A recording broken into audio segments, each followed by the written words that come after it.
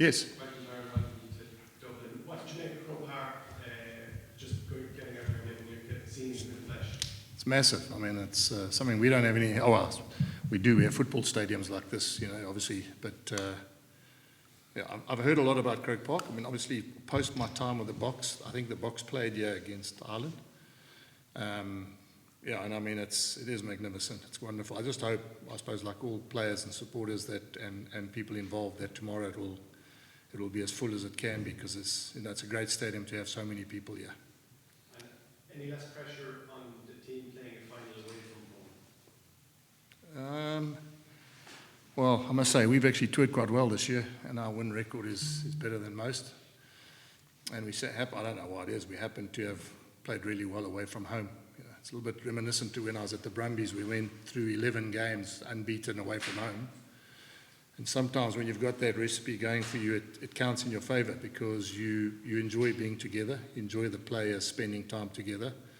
And when you win, obviously those sort of memories and those sort of feelings that you have when you get back as a group is something that's special as well. So, but also, I mean, there's no doubt, guys, it doesn't matter where we played Leinster. I mean, they're a quality team. I've said it to you many times. They're the benchmark of not just the URC, of club rugby, I think, all over the world. The Toulouses and the Leinsters are the two teams that everyone wants to try and emulate. So it didn't matter where we played. I mean, let's be fair, whether it's at Croke Park, whether it's at Viva, whether it was at RDS, whether it was in South Africa, I think the challenge is exactly the same. You're going to have to play well to beat them. And just the fact that the last two winners won away from home on the road against the hostile opposition, did that form part of your approach or preparation for this game in terms of team talks? No, I wouldn't say we take anything from that. Every year it's a new year. This Saturday is a new game, a new final. So I don't think we take anything in account of what happened the previous years. I think we can just go on what we've been doing this year. I think, like I said, we've been really good away from home for somewhat reason. The group has really been getting together quite well, especially on tour. We really enjoy each other's company, really have a good time together, and that camaraderie just gets better and better. So we'll just definitely go out this weekend and give it everything we've got. I think that's the only thing we can do. Coach, aside from obviously the injury unfortunately, you made no changes to decide that beat the Sharks last week. Any reason behind that? Do you think the opposite thing is the best team up there? No, there's no reason behind that. I mean, it's something that I've said from the beginning of the season.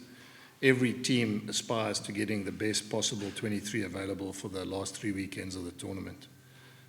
Wherever you end up, how many ever points you get, I mean, what all teams want to do is make sure that when the last 3 weeks come about, that you can put your best players fit and available on the field and play your best rugby.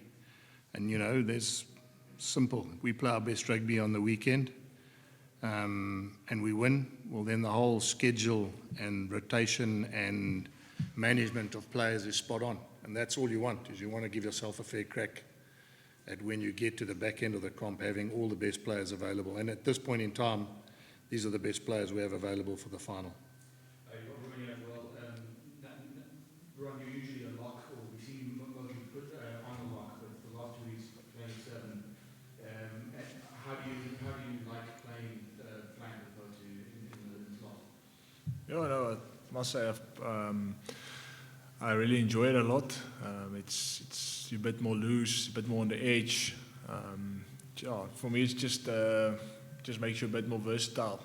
So for me, I just enjoy being at the side of the scrum in a different position. But come the day, if I have to play, as long as I can be in the team and do what I love, I'll play any position. I must. Do you see yourself playing different box later this year?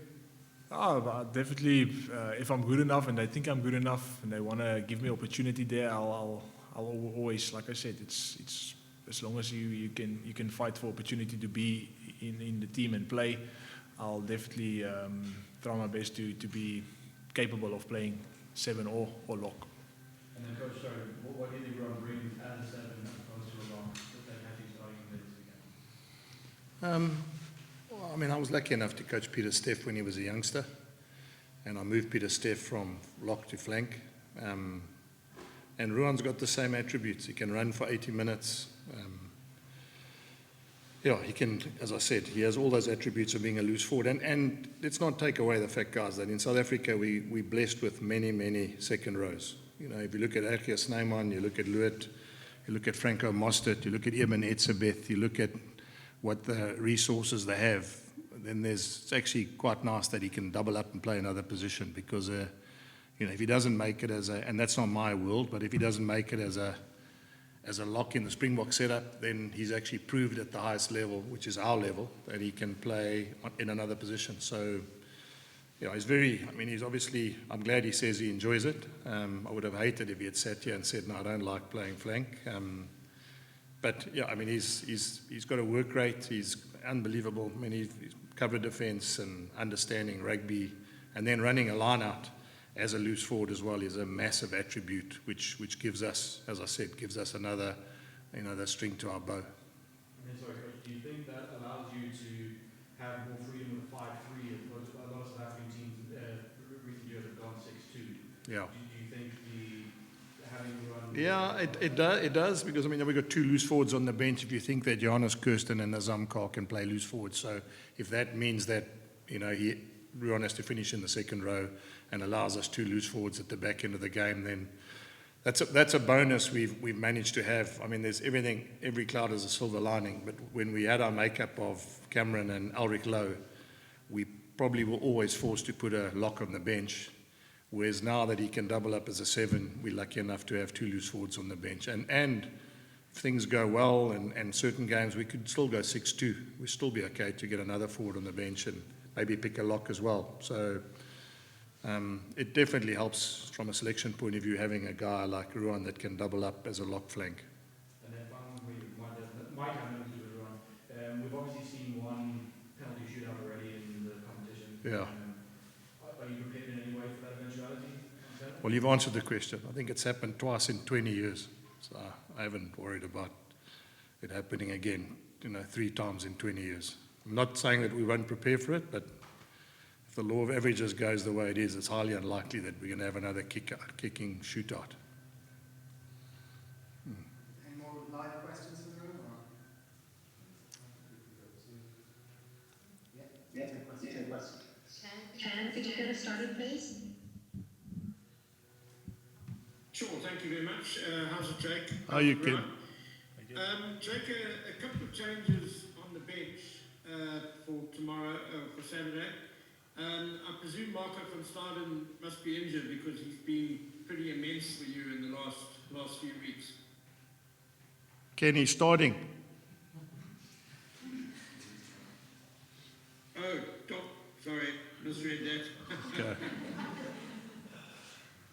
Yeah, so he's starting, Ken, and then obviously one change, which Nazam comes in. Yeah. Just, Jake, on Ruan playing 7, I can remember a few years ago when Ruan was just starting out with the Bulls, you used to speak about him needing to bulk up a bit more, and we know in South Africa, number 7 flanks are always very big guys. That's obviously something that's really grown in his game, hasn't it? Well, he has bulked up now. When I had him, and I told you that it was 5 years ago, he was 21 single. Now he's 26 and married. So a lot of things have changed, Ken. And he'll get bigger as his bone structure gets bigger. We're also spoiled. You say every one of our 7s are big guys. Ruan, I'm not talking like a third person here, but Ruan's as big, as heavy, and as tall as any of the 7s who've played for South Africa in the last 5 years. So, I'm not, as I said, it's not just because he's got heavier that he's playing there. He probably would have played there, and I think he has actually played there for the Bulls before. Even a couple of years ago, I put him on the side of the scrum. So he's just probably getting noticed more now and doing more now because he's older, wiser, and obviously the team's doing a lot better than we did in the beginning as well. So, it's I repeat, I think he's doing a wonderful job there, and it's also says a lot about him, because it's not just about him as a player, it's about the team. And if Ulrich and Cameron were available and we had to rejig the makeup of the team and it meant he had to play second row, then I have no doubt that he would play lock as well. So it's where we are, and I suppose it's a makeup of what's working for us. And at this point in time, we've got to ride the wave while that combination's working for us. Nicholas, do you want to go ahead? Thank you. Hi, Jake. Hi, Ruan. We just spoke with Coach Leo Cullen, and he was talking about the wealth of international experience at the Bulls, and he was going right down the squad list. He can call you guys a juggernaut team, saying it's going to be a massive, massive challenge to beat the Bulls. I imagine you guys will say something similar about Leinster. Yeah, look, I think they've got 23 internationals, and that's only because they're only allowed to play 23. So they've got many more internationals than we've got. And I repeat myself, Nick, it's not done with any. They are the benchmark of where every club team wants to get to. You know, any team that can have a meeting with their board and bring in. Answer one last question before I let you go. I want to stay in London for now with you, Ollie, before I come back to Patejo. I'm not sure what, excuse me, I'm not sure, Ollie, what your version of Home Affairs is. I'm guessing the Home Office or the Foreign Office. Okay. Went from Leo Cullen to the Home Affairs. Yeah, sorry about that. Yeah, Nick, so, I think, as I said, they're the benchmark of where all the teams want to go. I mean, I sit as a director of rugby, and you think about it, if you have a board meeting and you ask for a tight head prop and you get Rabbi Slimani, and you ask for a lock and you get Ergia Snyman, and you ask for an inside back and you get Geordie Barrett, there are not many clubs in the world that would be able to sit into a board meeting and not firstly get that, and secondly, not only get the positions, get that caliber of player. So, as I said, Leo's right, we've got better, and our team is growing, and we are much better than we were 4 years ago when this group started. I mean, I said to Ruan when I walked in, he was 21 when he started playing, and he's now 26. And a lot of his teammates from juniors were in that team. So Grobler, who plays hooker, Gerard Steenkamp, Matanzima, all those names were counterparts of his in the junior age groups. And then the younger guys like Kanan and Cameron. And so we still not where we want to be. And again, that's selfishly from me as a director. But we are far better. And I take it as a massive compliment that a guy like Leo, who I rate highly and I know him really well. In fact, I'm giving my age away. I was coaching SA under-21s when Leo was captaining Ireland under-21. So, and I have a massive amount of respect for him. So I'm sure what he means is that the Bulls have improved, and that's a great compliment. And there are some internationals, a lot more than we had 4 years ago, but I would say to Leo, we're still not where we need to be. I would like to believe that we can still get better. Yeah, quite right, Jake. Just one more. Hooker Dan Sheehan of Leinster, he said that no team was hungrier than Leinster to win the title. What would you say about the Bulls' motivation to win this? Look, I think it's one of those where everyone really, when you get to a final, everyone's desperate to win. Let's be fair. I mean, anyone who ever sits in a final and says, we're not desperate, or we're not as desperate as the other team would be naive. So, I can only worry about what we want to do. And we've had 3 chances now. This is our 3rd chance. And we will be desperate. And whether it's as desperate or more desperate, I think it goes deeper than that. I think it goes deeper than that. It's not just about the rugby and desperation. I think it's about the little bit extra. And I think that's the challenge, or that's the test we're all going to have, is which one is going to be really desperate when everything is on the line. We have a question there from Zoom, please. What was that? Just final question. Oh, okay. Can I jump in, sir? Sure. How's it, Jake? Brendan, yeah. I was wondering, with Cameron being out, I know in the past we've spoken about the amount of work he does around the field and how he gets, especially into certain places on defence, to plug up some holes. I was just wondering how that's changed your approach to the game and the balance of the loose trio without Cameron Neck. Yeah, it just means that I've spent more time on my knees this week praying for rain.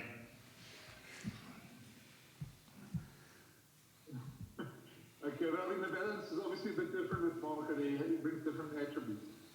Yeah, he's a World Cup winner, Brendan. So, and it's a great test for him. He's playing against Josh van der Vlier, and, they've obviously played test match rugby against each other. And like anything, when you move the deck chairs, sometimes you get different options as well. And it's not, there'll be things that we won't be as good at without a guy like Cameron, but there will be things we'll be much better at with a guy like Marcel at number 8 as well. So, I don't think it really makes any difference. Again, what I'm trying to say is that Leinster will play like Leinster's going to play anyway, and we're going to have to be good enough to beat them, whether we had Cameron filling certain gaps or whether whether we've got a player that maybe doesn't have the same attributes. Who knows? Maybe sometimes the attributes that Marcel brings as a number 8, and the fact that he played for Ulster, and the fact that he understands the Irish way, and the fact that he has, I think he probably played at Croke Park as well. So maybe those are also things that we mustn't take for granted.